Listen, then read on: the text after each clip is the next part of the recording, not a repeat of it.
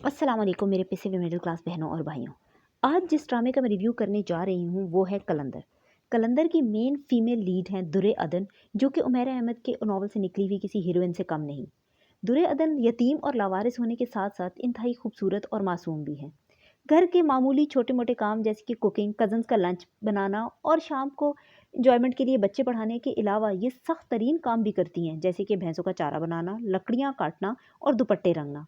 Just to put that in perspective, ताकि आपको अंदाज़ा हो जाए कि ये बंदी कितनी जिन है। ये इनके घर का साइज़ है और इनके घर में इसके अलावा और कोई काम करने वाला नहीं, ये अकेले इस पूरे घर के काम करती है। और इसके अलावा इस बंदी के पास एक सुपर पावर भी है। जी हाँ, इसकी सब दुआएं कबूल हो जाती हैं। मतलब ये दो जो दुआ करती है ना, अल्लाह में बारिश दे दें, बारिश होता है, अल्लाह में इसको अमीर कर दें, इसको पास कर दें, इसकी बेटी ठीक हो जाए, मतलब इसकी सारी दुआएं कबूल हो जाती हैं। और सरप्राइजिंगली ये अपने लिए कोई दुआ नहीं करती।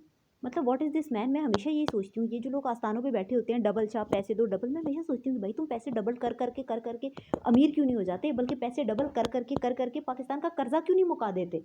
तो खैर, ये वाली बंदी जो है ना, इसके पास की सुपर पावर भी होती है। ये ऐसा क्यों करती है? ये घर है किसका? ये घर है इसके चचा का, जो कि इसके साथ काफ़ी मुनासिब रवैया रखते हैं। और इसकी चची, जो कि एज़ यूजुअल एक ड्रामे में विलन तो होना है, इसकी चची हैं जो कि हल्का-फुल्का ज़ुल्म करती रहती हैं उस पे।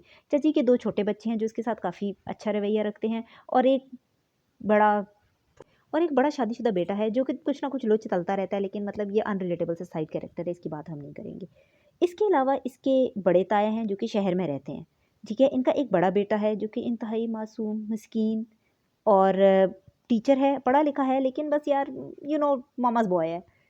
और इनकी एक बेटी है जो आज तक मेरी समझ में नहीं आई कि ये ज़िंदगी से क्या चाहती है। हर वक़्त तपी हुई रहती है, घर का इसको कोई काम करना नहीं है, ना ही इसको घर का कोई काम आता है।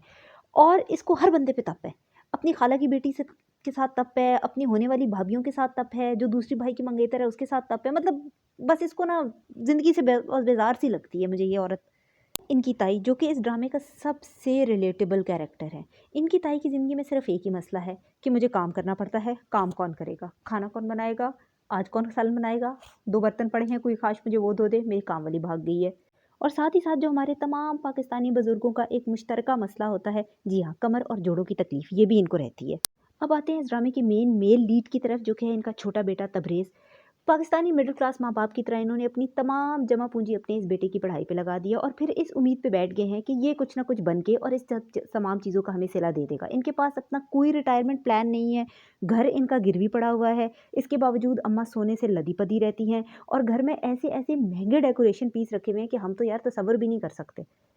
खैर, माँ-बाप के शदीद ख्वाहिशात के प्रेशर के अंडर आके इनके बेटे ने कामयाबी का शॉर्टकट ढूँढ लिया है। जी हाँ, अपनी एक यूनिवर्सिटी क्लास फेलो, जो कि अपने अमीर तरीन बाप की इकलौती औलाद है और इंतहाई बिगड़ी हुई और रूड है। इसकी रूडनेस का अंदाज़ा आप यहाँ से लगा सकते हैं कि एक दफ़ा इसकी गाड़ी मामूली सी किसी के साथ ठुक गई थी, और उस बंदे के कहने पे कि मेरा लाख 2 लाख का नुकसान है, इसने उसको 5 लाख का चेक काट दिया।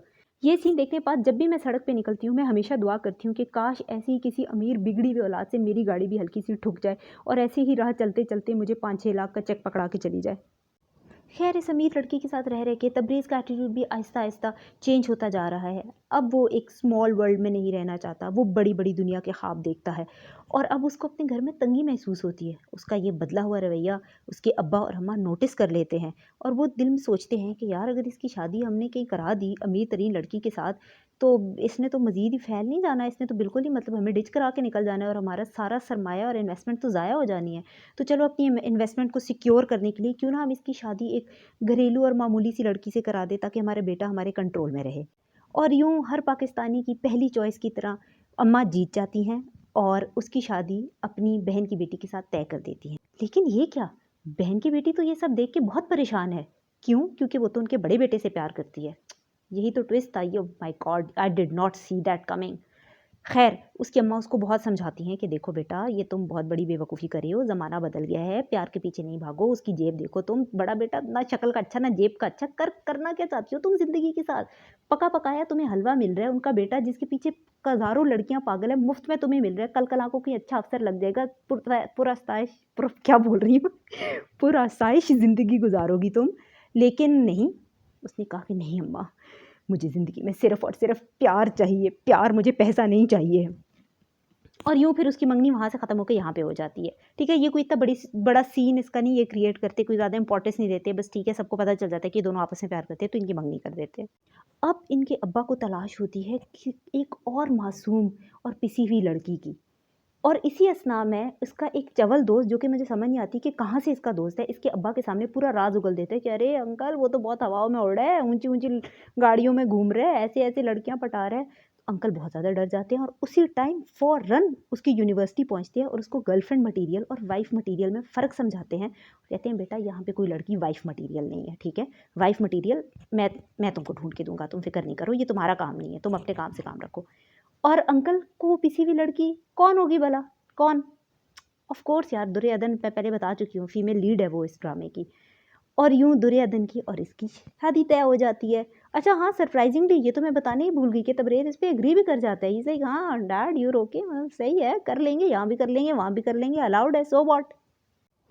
अब जहाँ तक मेरा ख्याल है कि फ्यूचर में क्या होगा, मेरा मेरा फ़र्ज़ बनता है कि मैं आपको अपनी अपनी ओपिनियन से भी आगाह करूँ। मुझे ऐसा लगता है कि फ्यूचर में इसकी शादी हो जाएगी दुर्योधन की तबरेज़ के साथ, लेकिन तबरेज़ अपनी जो अमीर वाली गर्लफ्रेंड है उसके साथ भी शादी कर लेगा, क्योंकि उसके अब्बा उसको नौकरी दिलवा रहे हैं, ये मैं बताना भूल गई थी। तो ये उसके साथ कर लेगा, और घर पे जब दुर्योधन को मस्कीनियत के रूप में उसका क्या बोलते हैं जो बड़ा जेठ देखेगा, तो उसके तरफ थोड़ा कुछ इस तरह का सीन बनेगा। ये थी हमारी आज की वीडियो। अगर आपको ये रिव्यू पसंद आया है तो इसको लाइक करें, और अगर आप इस तरह की और वीडियोस देखना चाहते हैं तो please please subscribe to my channel. और ये कोई बात नहीं यार, तुम लोग व्यूज़ दिए जा रहे हो, सब्सक्राइब कर नहीं रहे, मैं नहीं तो फिर और वीडियो को नहीं चाड़ दी, जल्दी जल्दी सब्सक्राइब करो।